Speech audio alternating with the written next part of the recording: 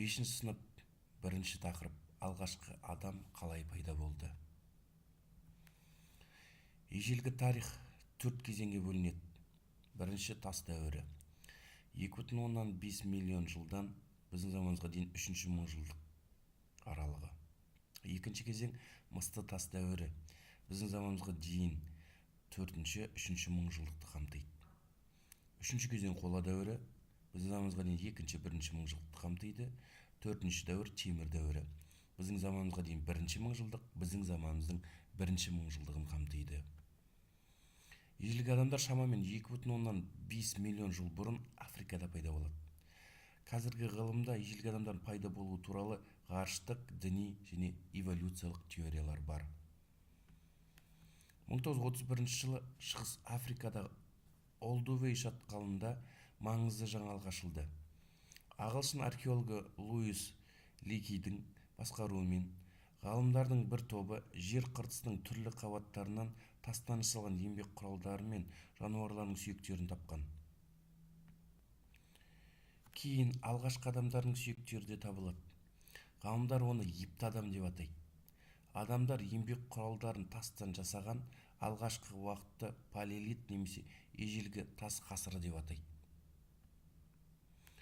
Австралопитек епті адамның сүйектері Африкадан, питекантроптың қалдықтары Ява аралынан, ал синантроп деп аталатын адам типі Қытайдан табылған. Археологтар Германияның Неандерталь өңірінен неандертальдықтардың қалдықтарын тапқан. Саналы адамның Кроманьонның сүйектері алғаш рет Францияның Кроманьон өңірінен табылады. Неліктен ежелгі адамдар Ласка үңгірінің қабырғаларына сурет салған? Палеолит дәуірінде алғашқы адамдар жануарлар дүниесінен бөлініп шығады. Олардың ойлау, сөйлеу қабілеті қалыптасады. Ежелгі адамдар от жағуды меңгеріп, тастан жасалған еңбек құралдарын жетілдіреді және сурет салуды үйренеді. Алғашқы қауымдық өнер кейінгі палеолит дәуірінде қалыптасты. Ласка үңгірінің қабырғаларына шамамен 2000-нан аса сурет салынған. Аңдардың суреті шынайы бейнеленген.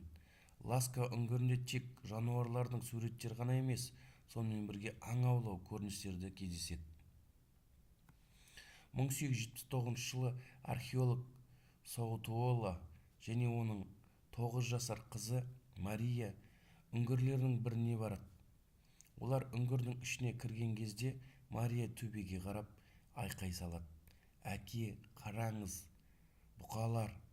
Әкесі қызы нұсқаған жаққа басын көтеріп қарап, үңгірдің төбесінен қара және қызыл бояумен салынған бизондардың бейнесін көреді. Осылайша Испанияның Альтамира үңгірінің ежелгі суреттері әлемге танымал болады. Ежелгі суретшілердің алғашқы туындылары үңгір қабырғаларына немесе жартастарға қашалып бояумен салынған жекелеген белгілер немесе бейнелер болған. Оларды ғалымдар петроглифтер деп атайды. Археологтардың мәліметтері бойынша тастарда күн мен айдың, адам алақаны пішінінің бейнелері кездеседі. Альтамира үңгіріндегі жартастағы суреттер 1985 жылы ЮНЕСКО-ның дүниежүзілік мұралар тізіміне енгізілді.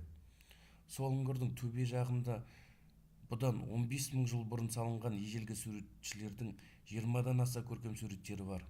Онда бизондар, қабандар, жылқылар бейнеленген. Ежелгі адамдар өз пайымдаулары бойынша әрбір ру белгілі бір қасиетті жануар немесе өсімдіктен тараған деп ойлаған.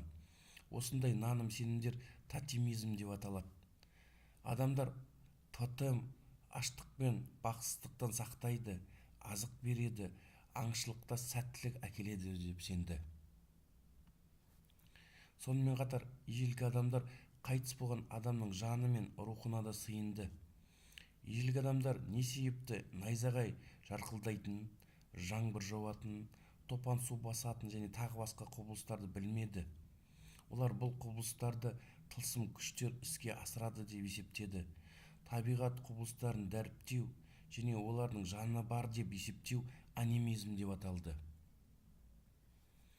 алғашқы діни сенімдеріне магия мен фетишизмді жатады. Магия бұл құдайлардың мейіріміне бөлену мақсатында атқарылатын түрлі іс-әрекеттер. Фетишизм әртүрлі заттарға табыну. Фетиш ағаштан немесе тастан жасалған адамдар мен аңдардың мүсіндері, жыртқыш деп саналатын аңдардың тістері, әртүрлі тастар және тағы басқа нәрселер жатты.